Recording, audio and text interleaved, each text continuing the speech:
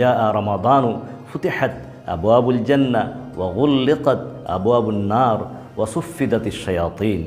আসসালামু আলাইকুম ওয়া রাহমাতুল্লাহি তাআলা ওয়া বারাকাতুহু। আলহামদুলিল্লাহ ওয়াসসালাতু ওয়াসসালামু আলা মান লা নাবিয়্যা বা'দাহ।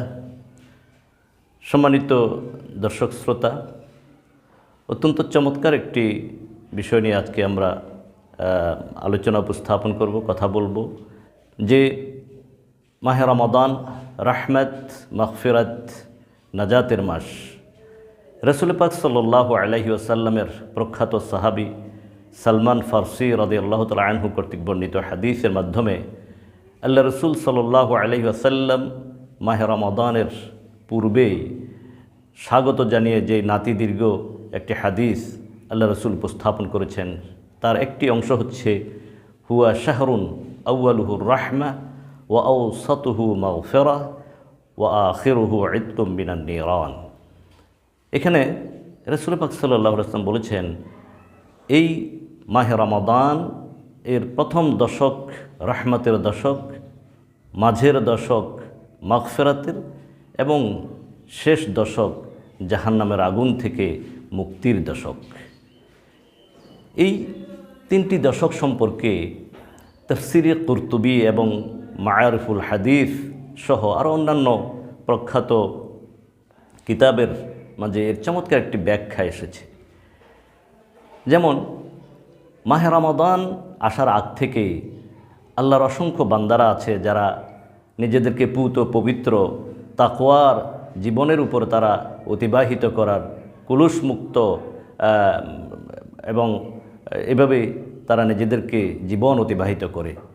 যখন মাহে রমাদান শুরু হয় তখন আল্লাহ রাব্বুল আলামিন এই রহমতের যে বারিধারা বর্ষণ শুরু করেন, ওই আগে থেকে যারা তাকওয়ার উপরে নিজেদের জীবন অতিবাহিত করছে তাদের উপর আল্লাহ পাক রহমতের বারিধারা বর্ষণ শুরু করেন।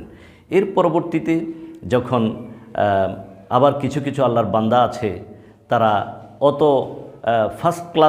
ফার্স্ট ক্যাটাগরির তাকওয়া এবং ফরহেজগারিতার উপরে না থাকলেও কিছু নাফরমানি, কিছু ইবাদত বন্দেগীর মাধ্যমে মধ্যপন্থা মাধ্যমে যাদের জীবন অতিবাহিত হয়, তারা যখন মাহে রমাদান আসে এই রাহমতের সওগাতের সাথে সাথে তারা ওই তাকওয়াবান ফরহেজগার যারা তাদের সাথে সাথে সিয়াম সাধনা, কিয়াম সাধনা, মসজিদে বা জামাত নামাজ এবং প্রত্যেকটি ইবাদত বন্দেগী সুন্দরভাবে তারা আদায় করার জন্য যখন চেষ্টা করে এবং আল্লাহর দরবারে সবসময় রোনাজারি করে, তখন আল্লাহ রাব্বুল আলামিন তাদেরকে মাঝখানের দশকে এসে তাদের জন্য ক্ষমার ঘোষণা করে দেন। সুবহানাল্লাহ। এই জন্যে রাসূল পাক সাল্লাল্লাহু আলাইহি ওয়াসাল্লাম চমৎকারভাবে বলেছেন, মান সামা রমাদানা ঈমানান ওয়া ইহতিসাবান গুফিরা লাহু মা তাকাদ্দামা মিন যামবি। এখানে আল্লাহ রসুল বলেছেন যে ঈমান এবং ইহতিসাবের শর্ত পূরণ করে, ঈমান এবং ইহতিসাব তথা হিসাব নিকাশ করে সওয়াবের নিয়তে যারা এই মাহে রমাদানের সিয়াম সাধনা করবে, ওয়ামান কামা রমাদানা ঈমানাও ওয়া ইহতিসাবান গুফিরা লাহু মা তাকাদ্দামা মিন যামবি। এমনিভাবে এই মাহে রমাদানে যারা রাতের বেলায় ঈমান এবং ইহতিসাবের অনুভূতি নিয়ে যারা কিয়াম সাধনা করবে, তারাবির আদায় করবে, তাহাজ্জুদ পড়বে, তাদেরকে আল্লাহ রাব্বুল আলামিন তাদেরকে তাদের জীবনের সমস্ত পাপরাশি মোচন করে দেওয়ার ঘোষণা করেছেন। সুবহানাল্লাহ।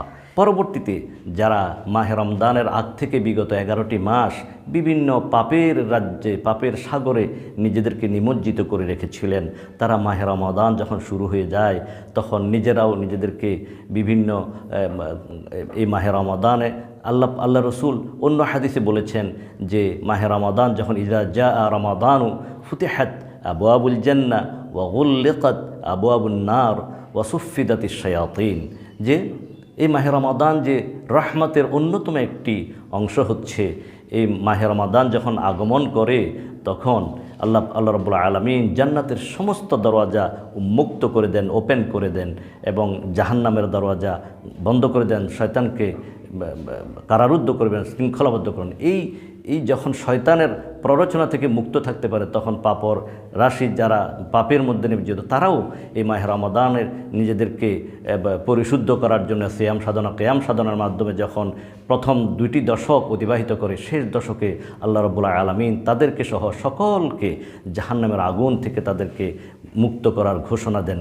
এইভাবে আল্লাহ রাব্বুল আলামিন পর্যায়ক্রমে 3টি শ্রেণীকে 3টি ভাবে জাহান্নামের, আল্লাহর মূল উদ্দেশ্য হচ্ছে বান্দা যাতে জাহান্নাম থেকে মুক্ত হতে পারে, বান্দা যাতে তাকওয়ার গুণে গুণান্বিত হতে পারে। এই জন্য আল্লাহ রাব্বুল আলামিন 3টি পর্বে এই ট্রেনিং কোর্স আল্লাহ রাব্বুল আলামিন বান্দার জন্য উপস্থাপন করেছেন, নির্ধারণ করেছেন। আসুন আমরা এই 3টি পর্বে আল্লাহর দেওয়া চমৎকার এই ট্রেনিং কোর্সে 3টি পর্বে আমরা নিজেদেরকে সিয়াম সাধনা কিয়াম সাধনার মাধ্যমে নিজেদের কাঙ্ক্ষিত মাগফিরাত, কাঙ্ক্ষিত রাহমাত, মাগফিরাত এবং জাহান্নামের আগুন থেকে মুক্ত করার মতো সেই চেষ্টা, সেই সাধনা আমরা করে যাব।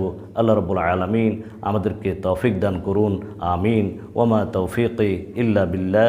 আসসালামু আলাইকুম ওয়া রাহমাতুল্লাহি তাআলা ওয়া বারাকাতুহু।